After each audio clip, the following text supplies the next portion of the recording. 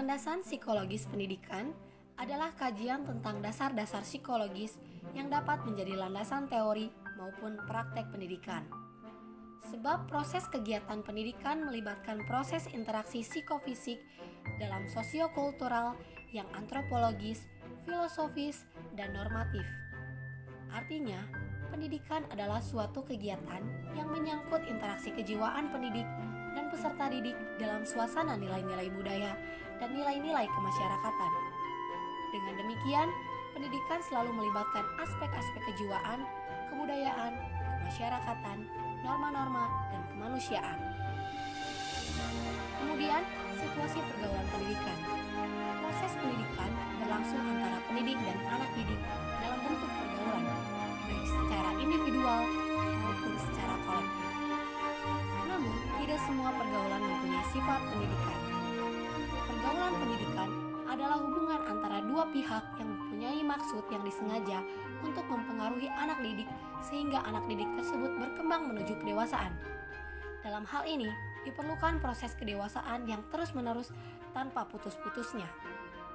Anak didik perlu dipengaruhi, sebab anak didik merupakan manusia yang adalah makhluk sosial, yang berarti bahwa manusia itu memiliki kecenderungan mencari kontak sosial, ingin meniru orang lain, ingin maju seperti orang lain, ingin berkumpul, ingin akrab, dan ingin menyesuaikan diri.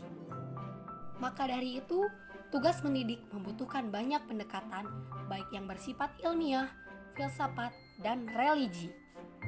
Sebab pengaruh yang diterima itu bisa besar ataupun kecil, tergantung daya tolak atau daya tariknya hubungan tersebut. Baik, selanjutnya ada dimensi proses pendidikan. Pendidikan pada dasarnya mempunyai sebuah dimensi tujuan untuk memperbaiki perilaku. Demikian hewan juga dapat diperbaiki tingkah lakunya. Namun, kita tidak bisa menyatakan bahwa hewan bisa dididik dan perlu pendidikan. Dalam pendidikan ini, anak-anak diharuskan memiliki integritas kepribadian serta mampu memiliki rasa bertanggung jawab.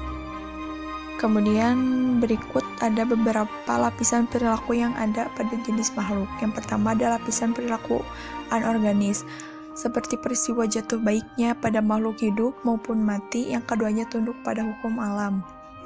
Yang kedua lapisan nabati, yaitu lapisan tentang segala proses yang terdapat di dalam tubuh, baik tubuh manusia, tanaman maupun hewan. Kemudian yang ketiga ada perilaku hewani, yaitu lapisan yang sifatnya sudah berupa naluri, misalnya nafsu makan, atau melalui kegiatan yang lainnya. Kemudian yang keempat ada perilaku manusiawi, yaitu lapisan perilaku yang hanya dimiliki oleh manusia saja. Kemudian yang terakhir ada lapisan mutlak. Lapisan ini manusia dapat menghayati kehidupan beragama dan religius sehingga dapat berkomunikasi dengan Tuhan dan dapat menghayati nilai-nilai kehidupan manusia yang tertinggi, yaitu nilai ketuhanan dan nilai keberagaman. Jenis-jenis perilaku juga ada lapisan human dan mutlak. Jadi jenis dimensi perilaku itu menyangkut aspek kognitif yang sebagian besar dilakukan di sekolah, sedangkan afektif, religius, dan kepribadian dilakukan di lingkungan keluarga. Kemudian ada tugas-tugas pokok perkembangan. Proses pendewasaan manusia itu adalah pertemuan antara pertumbuhan potensi dari dalam diri anak dan pengaruh dari lingkungan. Tahap-tahap pengembangannya. Yang pertama, kemampuan mempercayai, yang kedua, kemampuan berdiri sendiri, yang ketiga, kemampuan berprakarsa, yang keempat, kemampuan menyesuaikan tugas, yang kelima, kemampuan meyakini identitasnya, dan yang keenam, kemampuan kedewasaan atau tahap kedewasaan. Perkembangan anak tidak hanya melalui observasi dan eksperimen, namun dapat dilakukan juga dengan introspeksi empati, yaitu kemampuan untuk menempatkan diri dalam pribadi anak sehingga dunia kejiwaan anak bukan hanya dipahami, melainkan dapat diarifi. Dunia anak bukan hanya sebagai makhluk biologis, melainkan sebagai makhluk psikis dan spiritual. Sebagai makhluk biologis dapat dilihat dari segi kehidupan instiknya, seperti insting mempertahankan diri, sedangkan dari aspek psikisnya anak dapat dikenali dari berbagai dimensi kehidupan kejiwaannya, seperti motivasi, emosi, dan sebagainya. Pemahaman dalam dunia anak merupakan upaya mengembangkan potensi anak agar anak memahami kemampuan dirinya dan mencapai kedewasaan. Secara umum, perkembangan anak dibagi menjadi 4 periode, yaitu bayi 0 sampai 1 tahun, anak-anak 1 sampai 5 tahun, anak sekolah 6 sampai 12 tahun, sedangkan remaja atau adolescensi 12 sampai 18 tahun. Setiap periode memiliki kekhasan tersendiri yang tidak akan ditemukan pada periode lain. Periode pertama, anak bayi 0 sampai 1 tahun, yang dimana periode ini disebut dengan periode vital. Periode ini memiliki makna mempertahankan hidup, yaitu anak dilengkapi dengan beberapa kemampuan, terutama kemampuan insting yang ada sejak lahir yang sifatnya psikofisik. Pada anak bayi juga sudah memiliki insting sosial sebagai alat berkomunikasi dengan lingkungannya. Selain itu, bayi juga sudah memiliki insting meniru, yang dimana bayi juga mulai menirukan apa yang dilakukan ibunya, seperti mengucap kata mama dan papa. Serta bayi juga sudah memiliki insting refleks, yang dimana bayi akan bereaksi jika tidak seperti biasanya. Contohnya, seperti ketika bayi mengalami perubahan cahaya dalam ruangan, maka ia akan bereaksi dengan mengedipkan matanya. Kanak-kanak 1-5 tahun merupakan usia prasekolah, yang dimana masa peralihan dari bayi ke usia anak sekolah. Sebelum anak sekolah, jiwanya telah mengalami kematangan untuk bersekolah. Matang disekolahkan di taman kanak-kanak dan jenis pendidikan prasekolah lainnya. Periode ini memiliki 3 ciri khas, yaitu perkembangan emosi kegembiraan hidup, kebebasan, dan fantasi. Ketiga ciri tersebut dapat dikembangkan dengan berbagai bentuk ekspresi seperti permainan, dongeng, nyanyian, dan sebagainya. Perkembangan pribadi anak tahap ketiga, yaitu anak sekolah antara umur 6 sampai 12 tahun. Periode ini oleh Konstan disebut periode intelektual karena sebagian besar waktu dipergunakan untuk pengembangan kemampuan intelektualnya. Perhatian anak sebagian besar ditujukan kepada dunia ilmu pengetahuan tentang alam dan sekitarnya. Minat pada periode ini disebut periode objektif, artinya perhatian lebih ditujukan kepada dunia kenyataan atau dunia objektif yang dianalisis dan disintesakan, serta memahami adanya hukum sebab akibat. Pada umur ini, anak mudah diberi tugas untuk dilaksanakan dan mudah belajar berbagai kebiasaan. Namun apabila terjadi kesalahan pendidikan, akan timbul berbagai masalah perilaku buruk. Perkembangan pribadi anak tahap keempat, yaitu masa remaja, pubertas, dan adolescensi antara umur 12 sampai 18 tahun. Konstan menyebut periode ini dengan periode sosial karena dalam masa ini anak mempunyai minat terhadap hal-hal kemasyarakatan dan senang hidup dalam ikatan organisasi atau berbagai klub. Dalam perkembangan moralnya, pada masa ini anak mulai mengenal nilai-nilai rohani seperti nilai kebenaran, keadilan, kebaikan, keindahan, dan ketuhanan. Anak mencari identitas dirinya. Pubertas ialah periode antara 12 sampai 15 tahun, yaitu di mana anak duduk di sekolah lanjutan pertama. Sesudah itu tiba waktu adolescensi yang dapat dilanjutkan sampai umur 21 tahun, yaitu bila anak sudah masuk perguruan tinggi. Pada periode ini, anak mulai menunjukkan sifat-sifat kedewasaan, lebih stabil, lebih besar tanggung jawabnya, tertarik pada pekerjaan dan cita-cita yang mantap. Teori belajar dalam pendidikan. Teori psikologi kognitif atau kognitivisme.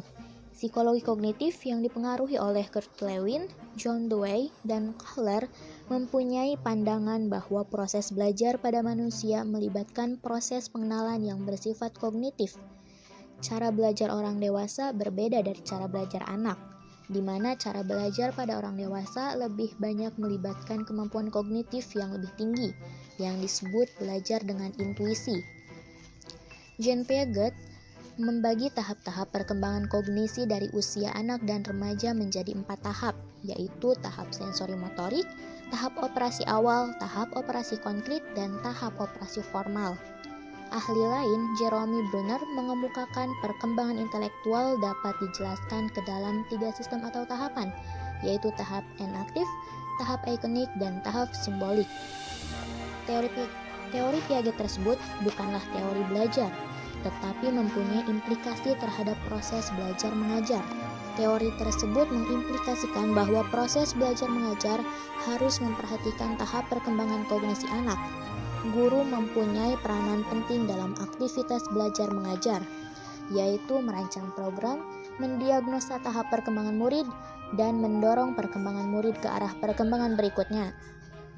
Pentahapan perkembangan intelektual dari Brunner mempunyai implikasi yang tidak jauh berbeda dengan teori Piaget. Guru yang mengajar pada tahap enaktif menciptakan situasi yang memungkinkan murid berbuat sesuai dengan objek yang nyata secara fisik. Pada tahap ikonik, guru dapat menyajikan masalah melalui pertunjukan atau demonstrasi atau dengan menyajikan gambar dan model. Sedangkan pada tahap simbolik, guru dapat menyajikan persoalan melalui bahasa verbal dan murid telah mampu berpikir secara verbal. Teori psikologi humanistik. Menurut aliran humanisme, bahwasanya perilaku manusia itu ditentukan oleh dirinya sendiri atau disebut faktor internal, dan bukan oleh kondisi lingkungan ataupun pengetahuannya. Di sini, guru berfungsi sebagai fasilitator. Menurut Carl L. Rogers, dalam dasar-dasar kependidikan, mengemukakan prinsip-prinsip belajar sebagai berikut. Yang pertama, manusia mempunyai dorongan untuk belajar, dorongan ingin tahu, melakukan eksplorasi, dan mengasimilasi pengalaman baru. Yang kedua, belajar akan bermakna apabila yang dipelajari itu relevan dengan kebutuhan anak atau sang murid.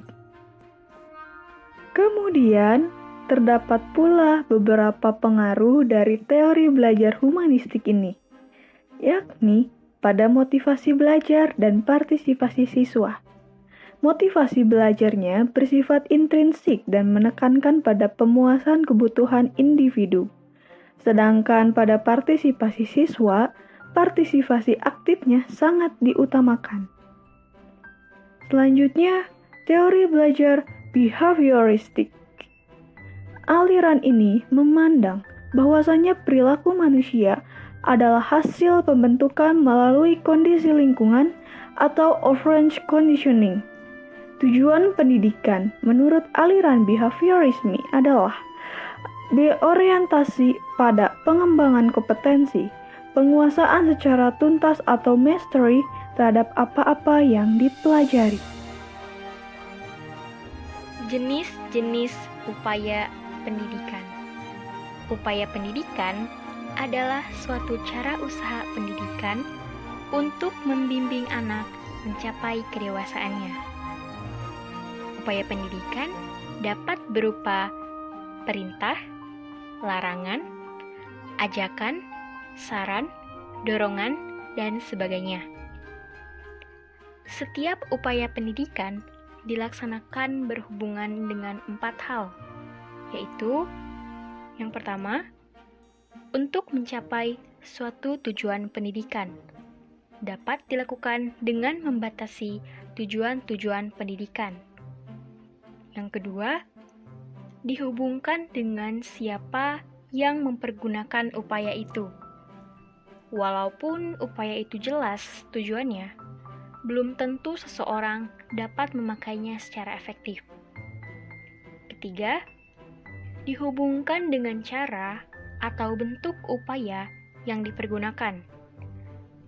Keempat, bagaimana efeknya terhadap anak.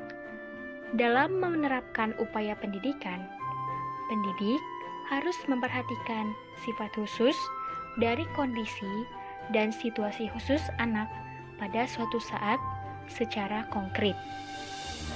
Pendidik juga dituntut untuk berbuat sesuai asas kepatutan. Artinya, setiap perbuatan mendidik akan mengandung konsekuensi logis, baik dari logika, praktika, etika, dan estetika.